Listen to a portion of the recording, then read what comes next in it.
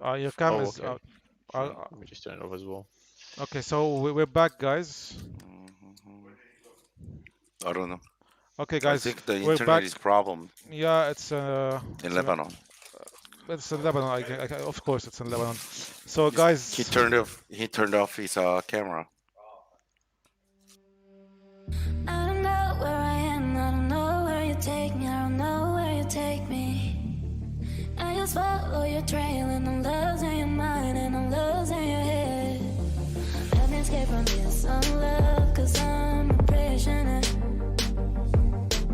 I just want to look my way and never back to you.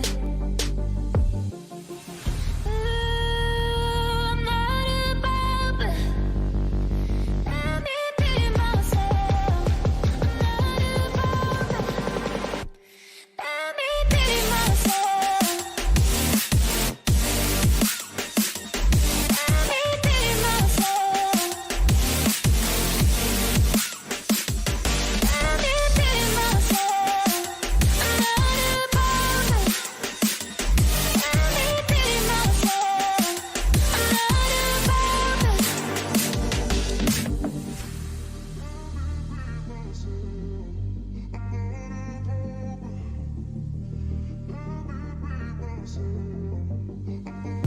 I don't know where I am, I don't know where you take me, I don't know where you take me. I just follow your trail and I'm losing your mind and I'm losing your head. Let me escape from this love, cause I'm a prisoner. I just want to look my way and never back to you. Ooh, I'm not a bad. Let me be myself. I'm not a puppet. Let me be myself.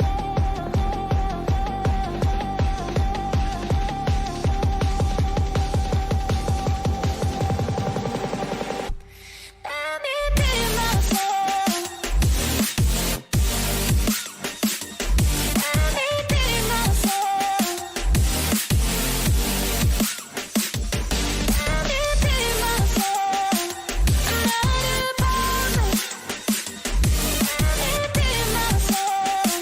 I'm not a puppet.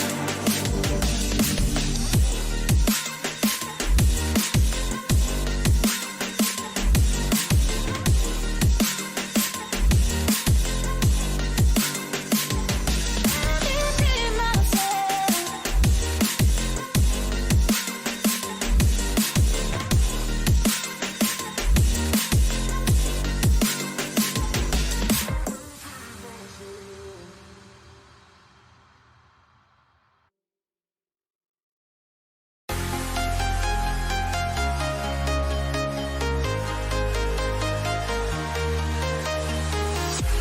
I'm walking alone, the streets are empty. The only thing I can see is my own silhouette. I'm getting stronger, step by step. Clock is ticking, but there's no time for regrets. I've been flying from town to town. so guys, we are back with the live. It's a new live, guys. So the episode will be on YouTube in two parts. I'm sorry for everyone who was following us. I know that we had some good viewers on YouTube. I'm very sorry for the technical issue, but you all know we live in Lebanon. We're going through some rough times. Huani and Chaos knows that, and I'm really sorry for the issue, guys. I wasted 5 to 10 minutes of your time without any. It's okay. It's fine. That's fine, completely.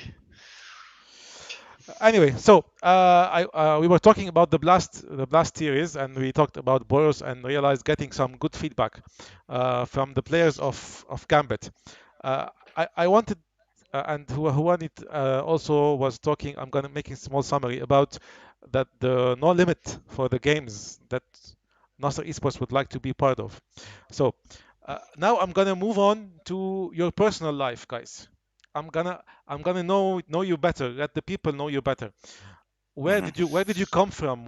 How did you get into esports? Whether Huani or Chaos, it's especially Chaos that he's from an Arab culture that they really don't get into esports. They don't know what my parents even tell me what's that? What are you doing? Why are you What is that? wasting?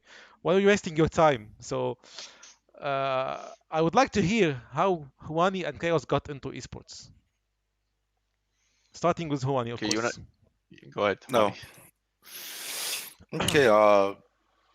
I started as a gamer. I started my well, at have a professional gaming. I think it was 2001 when I first played Counter Strike after I've done my army service, because it's for Koreans it's mandatory to go to army, finish your army, and I was a part of a gaming and playing tournaments that was only happening in Korea domestically, and then I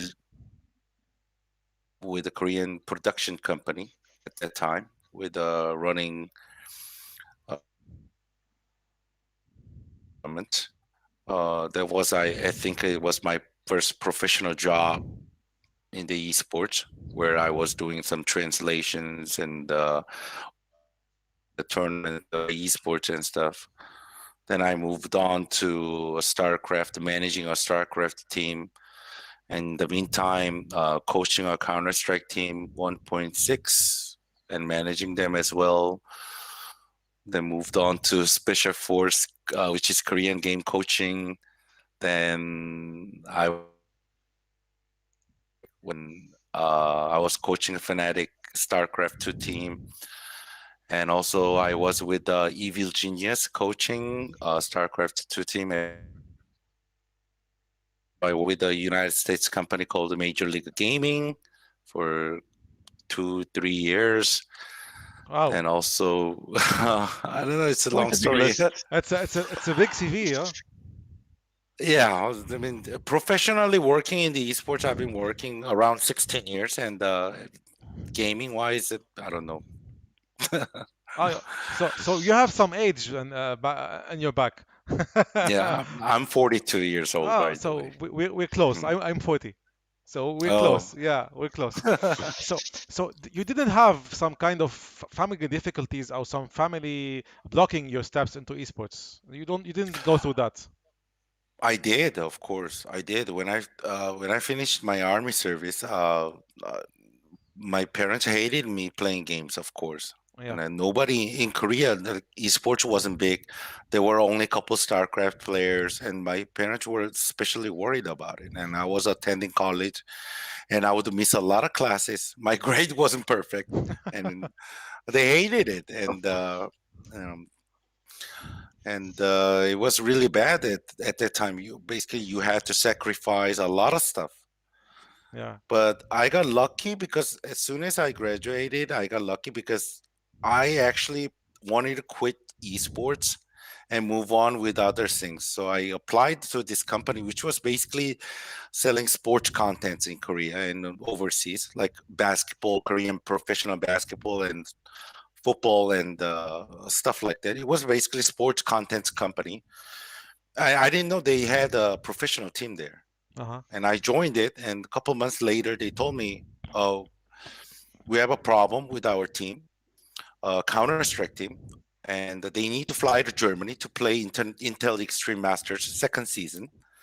And our manager basically got a traffic accident, and he Oh. can't travel. Since you speak English, you need to fly. Do you know anything about Counter Strike?"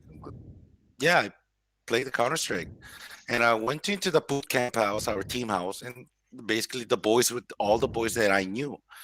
And we actually flew all the way to Germany in Hanover in 2008, and we did really good. We made the second place. We lost in the grand final against Mouse Esport, Uh-huh. winning second place. And that was an epic story for us. And And my boss was happy, and he basically moved me from the sports side to the esports side. Oh, and got you the manager. yes, for Uh, StarCraft. Yeah. and let me say, Korea was the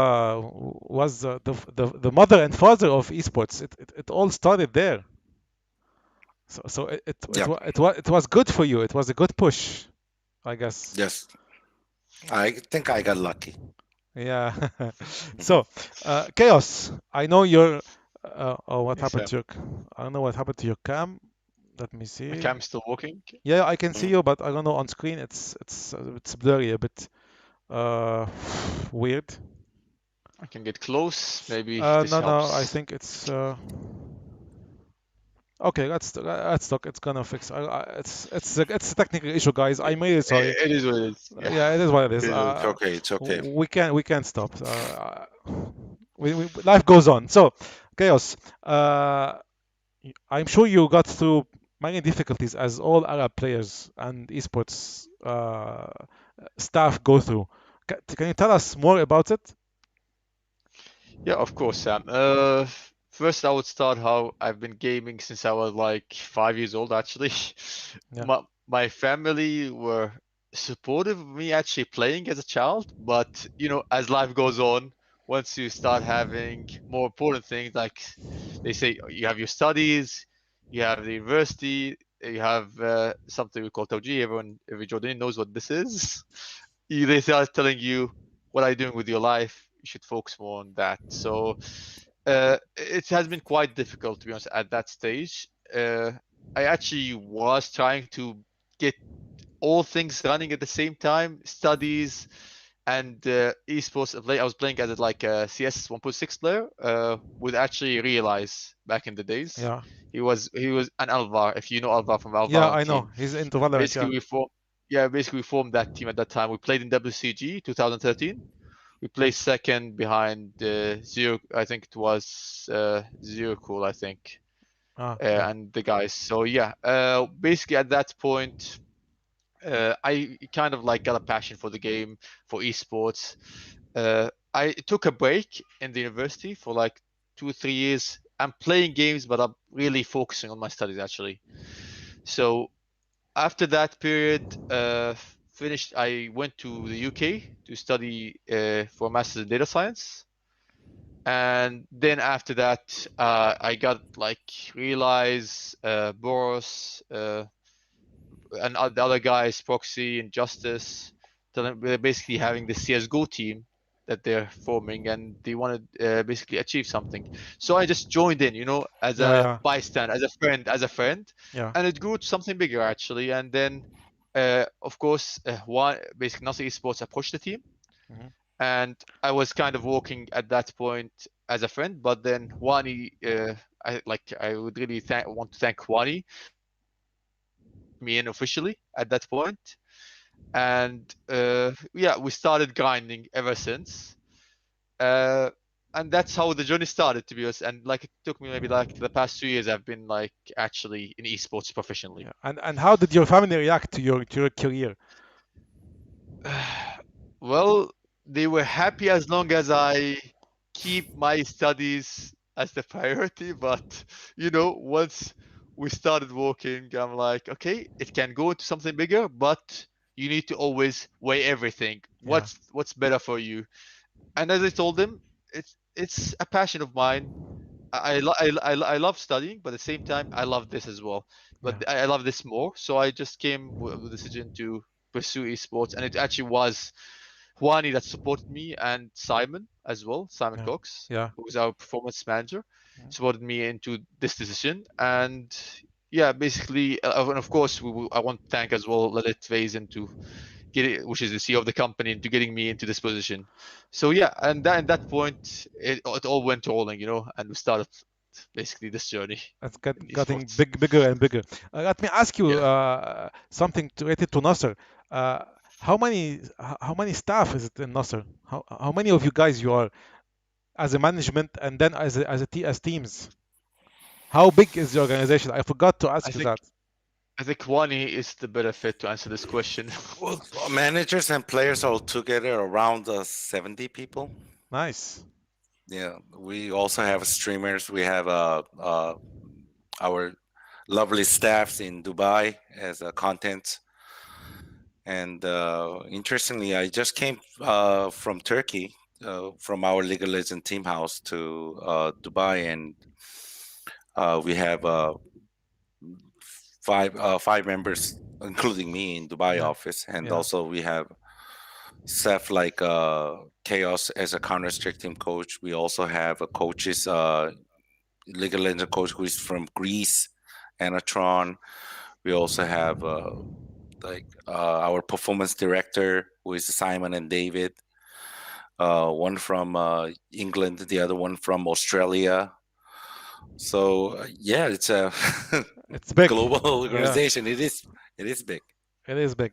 So Yeah. I'm gonna ask you something that I did not talk about before, but I Hmm. asked the same question in the last episode with Klaus and Devil regarding Yalla. Hmm. What's the relationship with Yalla? You always told each other on Instagram, on social media.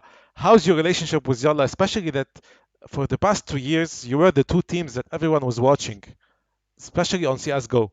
So how do you define your relationship with Yalla? Is it competition only? Or is it friendship? Is it for the good of the scene in MENA? I think to be honest, like it's a rivalry. Yeah, So like if you compare the scene from football, you have a Barcelona and Real Madrid, right? yeah, yeah. So in MENA, I would say it's Yella and Nasser. Uh-huh. Of course, we are competing each other, but at the same time, we're, we're actually close. Staff Yeah, wise, we are also close with them. And both CEO, Klaus and Lalit also know each other. They respect each other. They're very close also. yeah, And I think it's a creating big noise about it is just to make all the fans out there to be enjoying how it is. But of course, it's good to have a rival in the scene because you are competing someone that you want to beat with. yeah. So I think it creates a big, good noise in the marketing wise, and also in the same time, I think it gives the players more motivations. Yeah, because people really react with the funny tweets, whether it comes from you guys or from Yalla, it gets some good viewership, and uh, Yeah. so people like it to see something like that going, because Yes. some other teams don't do that actually. Because I've been enough for enough time here in the region to Hmm. know that some teams won't like doing that, so Hmm. they are in the corner alone. They want to fight everyone. They want to win against everyone. Yeah, and that's not helping the scene actually. No, So it's not actually. yeah, so Yeah. to see you and Yalla doing this kind of relationship, it's really good. It's really giving a good spirit for the MENA scene. So Hmm. sticking to your personal lives, I would love to know, Chaos, what's your future plans? Would you like to keep on going with Nasser in your career? Do you see yourself like going to some European big shot name, let's say Astralis? I don't know, Ninjas in Pajamas, especially that Ninjas in Pajamas has a CEO, Lebanese CEO, so he can relate to us. He can speak Arabic. So it's an example. So where do Yeah. you see yourself in the next 5 years, let's say? In the next 5 years, that's a big question, to be honest. For now, to be honest, for me, Nasser has been very supportive of me. So I would like to continue with Nasser for the foreseeable future until another opportunity. Of course, I will discuss it with Wani and the Nasser management, and if it makes sense, then I'll do the move transition. But that is a long way ahead. I think right now, what I'm working on is actually improving the MENA community. I think we have a lot of games right now: CS:GO, Valorant. I believe we have potential to compete at the top, but we have some issues like with commitment of players. Basically, the scene itself goes up, then goes down instantly. You notice this, right? Like it Yeah, just yeah, the goes commitment issue, it's big. It's big. just huge. You just have a problem with that. So I think I'm gonna be sticking with the MENA scene for a while, for the foreseeable future And until I think I want to have an improvement here. I want to do something in MENA. I want it to go back actually and be a competitor rather than someone that's just okay there to upset. I don't yeah, like this this approach. I would like us to be there. We're competing for the top. We're not yeah, just basically someone okay they're upsetting this game. That's it. yeah, So yeah, that's my goal, and especially for now in CS:GO, I want to create a team that can get at least in the top 30. uh-huh. That's a big goal. I know it's a big goal, but we're working with the right steps towards that. That would be lovely. Hawani, how do you see CS:GO in comparing? It's a definite battle between CS:GO and Valorant lately. Hmm. How do you see that? I personally do not really different game than Valorant. I see it in a league of its own, CS:GO. To be honest, it's my own personal opinion, but people tend to always make this battle goes to make this comparison. How do you see it yourself? I see it totally different because Valve, two have a League of Legends from a Riot side, Yeah. you will have Dota 2 on the Valve side. Mm. So basically, it's the same thing. But if you play both games, it's totally different. It looks same. It's a bit different, same kind of a game. But if you actually play the game, it's different. Yeah. I played both of the games, but it's totally different, I have to say. And also, Valorant is regarding aiming and first person shooting. Other than that, I think Valorant and CS is totally different game. Mm. You need to approach the game in a different way. Also, in the tactical ways, it's a totally different game. So, I don't think it's right to compare The two or games. Yeah. to compare these two games. To be honest, yeah. So you wouldn't say Valorant is the CS:GO killer, as most uh, uh, people are trying to do to uh, give that to Valorant. They are saying Valorant it's gonna kill CS:GO. You don't see it like this. No, I don't see it like this. More competitive. I mean, CS:GO. I mean, CS been around for almost 20 years, Yeah. 2 decades. We're talking about, and it will definitely. There's gonna be another CS coming up after this one, Yeah. and I think CS will stay on CS way, and Valorant will stay on Valorant. I mean, for the Valorant perspective, you have these players that comes from PUBG PC. Also, you have players coming from CS:GO. There are players coming from Overwatch and stuff. So it's kind of mixture. Valorant, the game itself has its own like stuff going on with the Yeah. Valorant. So it should be different, considered to be different from CS:GO. Yeah. One more question in your personal life or personal opinion, how do you rate the mobile gaming in compared to PC gaming? Because it's a big boom lately, especially with PUBG Mobile, and we're hearing lately that Valorant is gonna go also mobile, Mhm. and League of Legends is also going mobile. So how do you see the mobile invasion of gaming? Do you see it healthy? Do you see it has a future? How do you rate it? Both of you guys. I need to know to hear both your opinions about mobile gaming. Chaos. Yeah, for me, I think like the PC esports have been there for a long time. We know the problems with it. We know the advantage of it. We know how it has been. I think the mobile esports is still new. We still don't know what problems are in it. What let's say problems that they need to go through, things they need to fix. But I believe that mobile esports can be there and can develop and can become a really big thing in the future. It's already a big thing right now, but that's all. I think it's just the hype. I think Yeah, it's just the hype is building it up, but it needs the time and it needs the right people to take it to the next step. I think there are certain things that you need to tackle, like for example, aim assist you'd find in mobile games. That is something that I think is going to be removed at some point.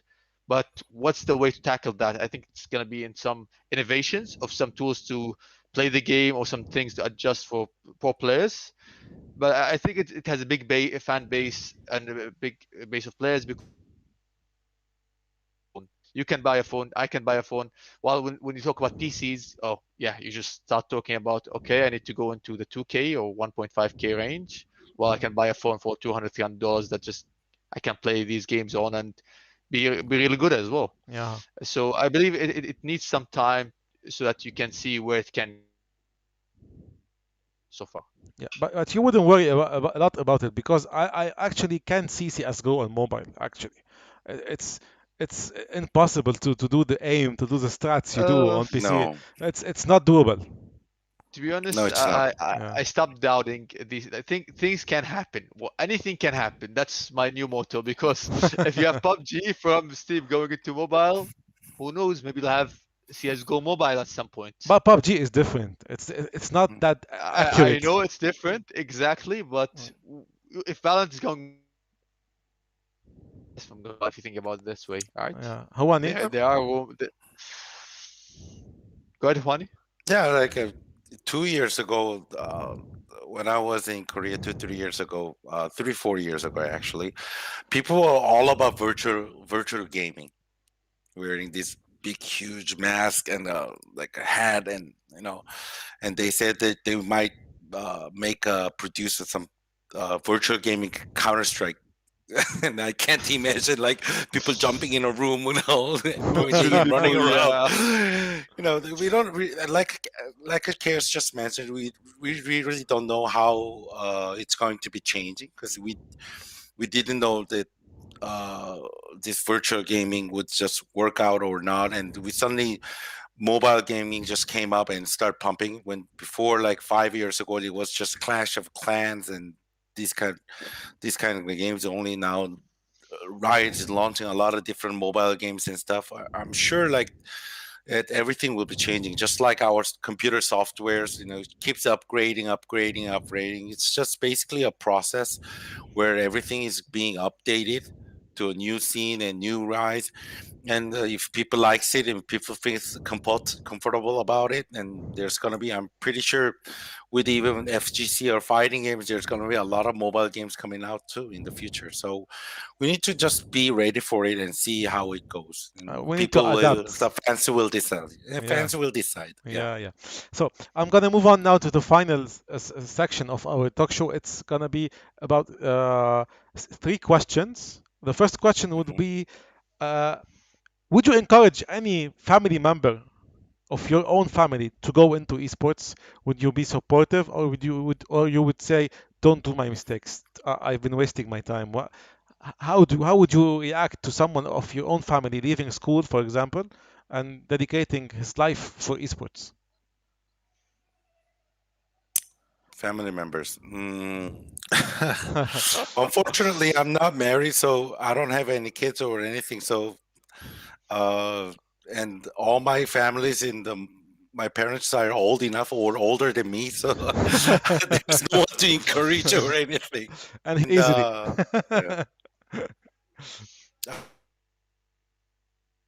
yeah, if I have a kid in the future, if he wants to uh, professional esports, a gamer or someone, coach or whatever, I would support him. Yeah. That's what I think. Yeah. And chaos? It's quite a difficult question, to be honest, to tackle. I would support a family member going through this, but I have my own different vision around it. I think in MENA right now, you cannot just sacrifice everything to go into esports. Yeah. I think in a way you need to be smart. You need to be someone. You need to sacrifice your time. That's what you need to sacrifice. You need to find a way to balance studying, plus basically pursuing a career in esports. And then once you reach a point where it makes sense for you to make the move, then you make the move. Well, if you just drop down from your school or from your university here, it's very hard if it doesn't work out. I got quite lucky, to be honest. When I was saying he got lucky, I think I got more lucky than he did, because Mina in itself is just, for me it was non-existent in esports, especially in 1.6. Yeah. At the latter stages, there was nothing. I was playing the game, I was enjoying it. It was so much fun. But Mina wasn't there. Like the players are there, but there's no support, right? Yeah. So for me, I think it just really depends. There needs to be a lot of prerequisites for that. I need to see what they've done so far in their life and if they can make it to the next stage. But it also needs to be, they need to be very smart about how they make it. They need to allocate the time correctly, but not drop down from other stuff in life. Yeah. It needs, I think you can make two things work. Three things is impossible. I think two things can work. If you just choose work plus esports can work, studies plus esports can work, but you cannot make three things happen. You cannot go out and chill or whatever. Some people will be like, okay, I need to have a personal life plus studies plus this. I think two out It of won't three work. is the maximum you can go for. Yeah. Yeah. So that's my advice basically on that Yeah, end. and this is what's still missing for the MENA players, because in Europe they can choose freely to go into esports and let everything behind them. And this is what the MENA players or esports athletes are missing here. The stability in esports in the MENA region is still like going ups and downs, whether financially, whether the support from the big companies, or the title owners, if you want. Yeah, I believe this should change. I think it's changing so far. I think Saudi set a precedent. Like if you check with their basically Saudi Esports Federation and Yeah, the tournaments that they have been having there, I hope basically big companies come in and support the Middle East scene because there are talents. It's proven. We yeah, have players competing on big levels. You have Tekken Master. You have Boris, who's now an Endpoint, which is a top 20 team in the world. You have these players that have shown that they can do something, and that in itself should bring in, I think, sponsors and as you know, we have a big following. The problem is that the way we produce content, the way we cater that content to followers, I don't think we figured out the best way to do it yet. I think we need more influencers to participate in this, yeah. so that all of the community starts looking at esports, seeing it as a really good, as a new thing, as something that's good, and then we'll have a big jump, I think, in support and investments Definitely. from big companies. Yes, definitely, definitely. Okay, not the last question. I'm gonna have two questions now. No What would problem. what would you guys like to, or what would be your message to the young talents that would like to get into esports? So, what would you tell them? Whether it's commitment, whether it's mentality, whether it's the attitude. I think Huani can do that maybe better than us both because he's in the I believe management. so. Yeah, he's in the management part of esports, and he can have a good message to those young talents. You kind of like broke the. I couldn't hear the question Oh, properly. I wanted to There was ask. some lag. Yeah, Yeah. I wanted to ask you what would be your message to the young talents out there that would like to get into esports, whether it's from the mentality side, whether it's from the commitment, from the attitude. How would you reach those guys? What would you like to say to make them get into their brains?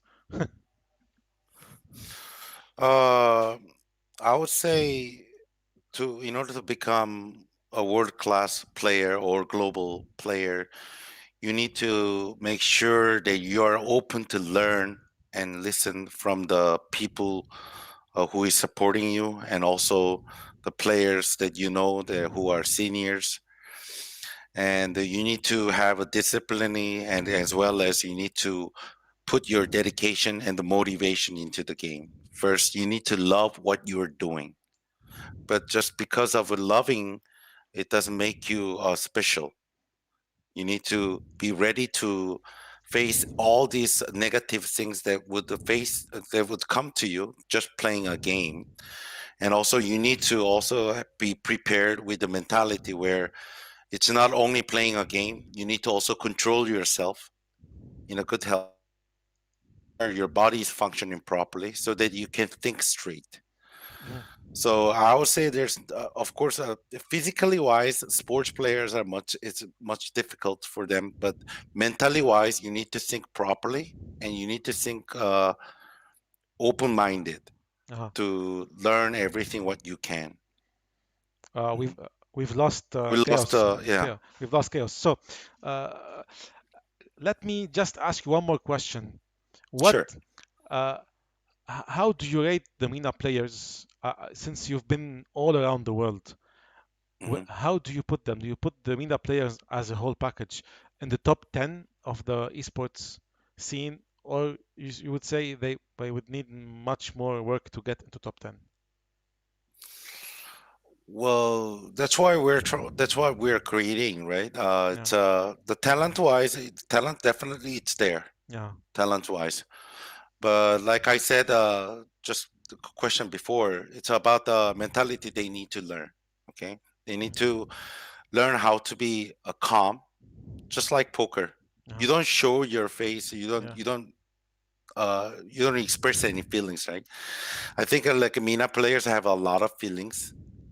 They- when they're actually they put a lot of emotions when they play the game. mhm, But I think you need to reduce that emotions and put all that emotion aside a little bit and focus more so that you can actually play a game with a fully focusing. And then I think there will be uh, no, I'm sure that they can reach another level of the esports. I mean, we have a Tekken Master, and also I also mentioned about Boros or these players. We're growing players, and these players actually know how to control themselves. And we also have Street Fighter players like Big Bird and Angry Bird. They know how to control themselves. That's why they are in like top 10 in the world. Mhm. Okay, so my last question would be, uh, what would be your final message to all the people who are watching us? I know we got less viewers now because of all the technical issues we've had, guys. So I'm really sorry, but I promise you, I'm gonna merge the two parts and upload them again on YouTube so you can see the whole episode. What would Hawani's message be to all the guys out there? How would you encourage them? Would you tell them focus on your studies and then move to esports? What would you tell them as a final message here in the episode? Because we've lost Chaos again. I wanted to ask him about the CSGO roster, but I hope Mhm, he's gonna come back. I hope so. mhm. We can wait. I mean, Yeah, it's uh, okay. you can tell us more about. I'm gonna ask you a personal question. Uh, Sure. who's your favorite CS:GO player in MENA, rather than your roster? Let's put the five players of NASR on the side, and Hmm. who you see as a top player in MENA. Yamina. Yeah, Well, to be honest, before Remind joined us, I think it was Remind. yeah. Remind was playing for Yella, and also Chaos told me good things about him and stuff. And we found Remind and Yella, and me and Chaos directly went on to him, and we spoke with him, and so. My main target was on Remind, and we got him. So right now, at the Yeah. moment, there are many CS:GO players in MENA. Also, I mean, we know Idram also, who used to play for us. Mhm. Pogba also was used to play us, and I mean, our former CS:GO member like Nami and Breaker. These guys were all great players. Also, uh, yeah. But right now, at the moment, I think we have the best roster in MENA, to be honest. So I'm very happy with our roster. Yeah, yeah. I also was Mm, surprised to see Remind's name on the announcement of Cadix's latest tournament. mhm. I didn't know he joined Nasser. Do you have any idea about Lebanese CS:GO players? Do you have any special idea about someone, special Lebanese players? To be honest, no. I No. only know Rainbow Six player who used to play for us, Valentino. Ah, okay. I know him. Okay, Yeah. and of course our League of Legends player Giyu, Mhm. and our PUBG Mobile players. I mean, we have many Lebanese in our team also, Yeah. like Spy you mentioned. Yeah. Yeah, so I'm not really. I don't know any Lebanese CS:GO players, to be honest. Yeah, Mhm. but I'm willing to see if there's any motivations, and if I see any talent. Of course, Chaos will update me. We don't have an extra scouter in our company, so basically, coach is the one who is doing it, Mhm. and he will bring all the stats and the tactics and the players' reference. Then me and our performance director will go over with it, and we'll do an interview. And just like I said in the beginning, Sam, we're open to see any talent, and we're ready to do the interview for them. Yes. Yeah, I hope so. I really hope you guys can get the best result. I really hope we can see you again and again in the Blast series. I know you have a Hmm. tough competition this year because all the teams are ready and they want to fight for a place. Especially, it's a big Hmm. prize pool money, and it's a place on the Blast stream, so it's Hmm. big. It's something big to get your name on the Blast stream, like hundreds of thousands of people seeing your team. It's big. Tim, it is big. Yeah, it's really big.